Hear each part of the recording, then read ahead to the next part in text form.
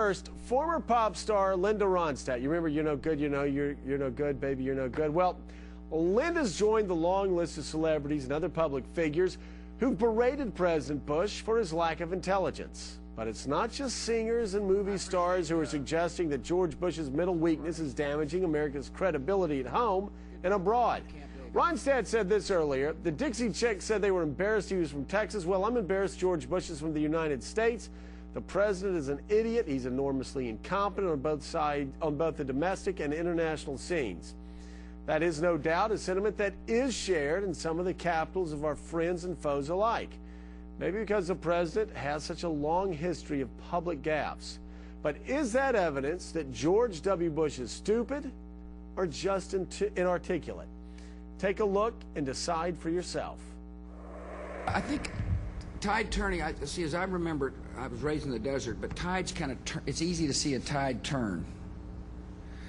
Did I say those words? No question that the enemy has tried to spread sectarian violence. They use violence as a tool to do that. We need an energy bill that encourages consumption. Our enemies are innovative and resourceful, and so are we. They never stop thinking about new ways to harm our country and our people, and neither do we. We must never stop thinking about how best to defend our country. I'm the decider, and I decide what is best. The United States of America is engaged in a war against a extremist group of folks. Families is where our nation finds hope, where wings take dream. If you don't stand for anything, you don't stand for anything. If you don't stand for something, you don't stand for anything. Fool me once. Shame on you.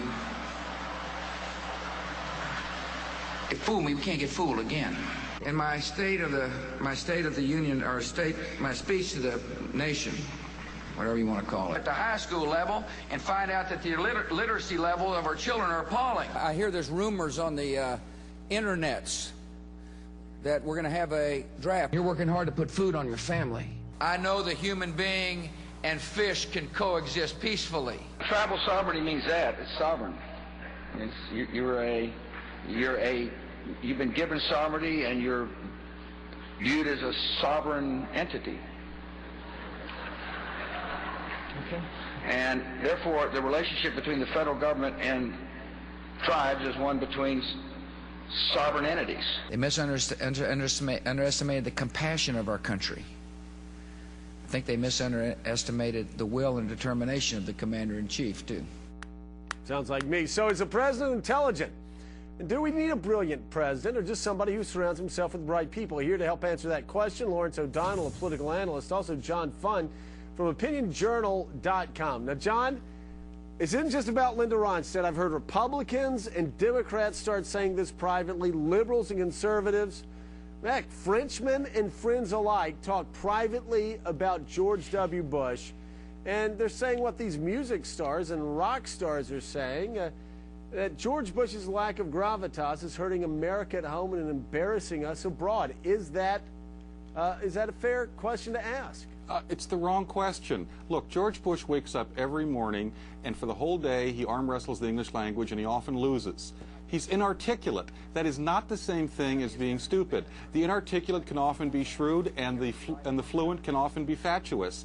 I think one of the people So he just has a failure. He cannot communicate well. Is that what you're telling me? Voltaire once said that common sense is both rare and a lot more important to successful leadership than intelligence. And I agree. Here's the thing. The author of Bushisms, Jacob Weisberg, who's the liberal editor of Slate.com, he has plowed through almost everything George Bush has ever said. He concluded that Bush has a linguistic deficit, and he said that's no sign that there's any lack of mental capacity there. Well, so there are two different problems here. He's inarticulate, but he is not stupid. And I have to tell you, as our foreign policy may be a little bit of trouble right now, but we're presiding over a nation with 4.8% unemployment and 2.5% inflation. Okay, you're talking about foreign policy, though. John, one of the president's former aides who worked with the president on foreign policy and has been close with him for a long time told me recently that he's intellectually shallow and one of the most incurious public figures this man had ever met. Joe, and I hear that from congressmen. I hear it from let me senators. tell you what I hear it from staff members.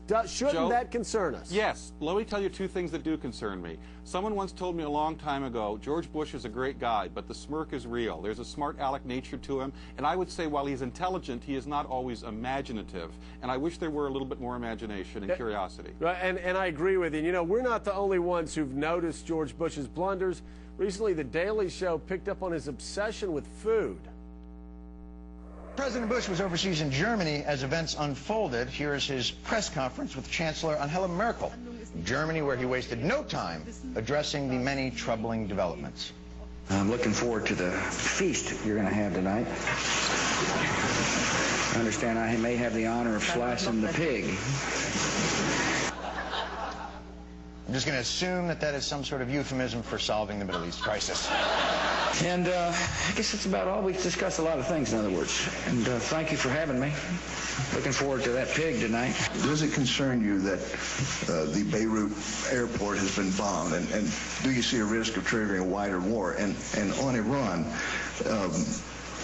they've so far refused to respond. Is it now past the deadline, or do they still have more time to respond? I thought you were going to ask about the pig.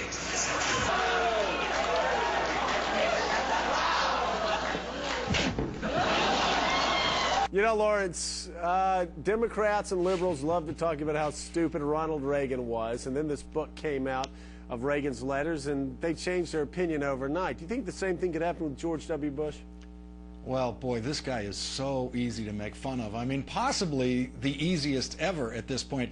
The prejudice against Reagan, Joe, was almost entirely the fact that he was an actor. There was a presumption that he's dumb because he used to be an actor. There wasn't any real overt evidence that you couldn't run this kind of set of clips on Ronald Reagan. You just didn't get this kind of gaffe from him in a consistent basis. You know, I mean, John Fund wants to say the president is intelligent. I don't know the president.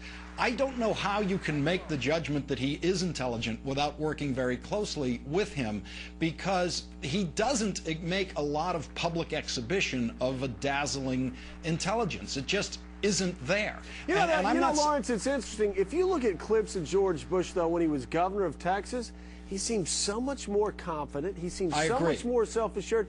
And it's almost like the more he stumbles over his tongue, the more he realizes that he's maybe overmatched by the English language, and it seems he's losing confidence by the day. He's getting worse instead of better. It looks like he's overmatched by the job. It looks like he's overwhelmed by it, and it's just out of his league, especially ever since Katrina.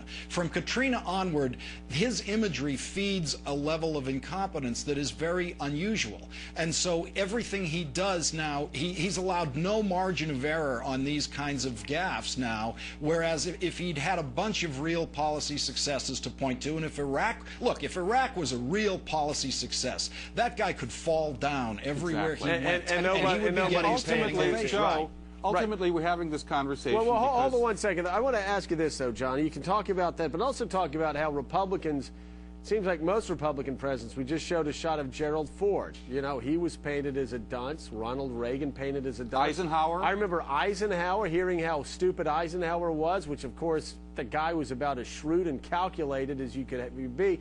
And now they're saying it about George Bush, but I think George Bush is in a league by himself. Well, I don't think he has the intellectual depth as these other people, but do we need that as a president? Well, I think we would be a lot better off criticizing the policies. I've criticized many of the policies. But, you know, let's put this into perspective. You mentioned all the Republicans that have developed a reputation for being dim-witted. I just have a question. Obviously, intelligence is not congregated just on one side of the political spectrum. Can anyone name me a well-known Democrat in modern history who's ever developed a popular media image as being stupid or dim-witted? You can't come up with one. There aren't any. So it's only Republicans who develop this dumb image. Some of them really are dumb, but some of them is just a substitute for argument because you don't want to argue their policies, so you just dismiss them as being stupid. Well, there are no Democrats who have this image. This is a fascinating conversation. I'd like to continue it later. Lawrence O'Donnell, John Fund, thanks for being with me. And I just want to say one other thing. Sometimes you can have somebody like Michael Dukakis that gets too far down in the weeds. Or Jimmy Carter. I remember hearing stories about Dukakis reading Swedish land use books while on vacations, or becoming so depressed after reading about SALT II treaties that he basically had to go to bed for a couple of days. We don't want that either. But we do need a president who I think is intellectually curious, and that's the big question, whether George W. Bush has the intellectual curiousness, if that's a word, continue leading this country over the next couple years. Hey, coming up next on Scarborough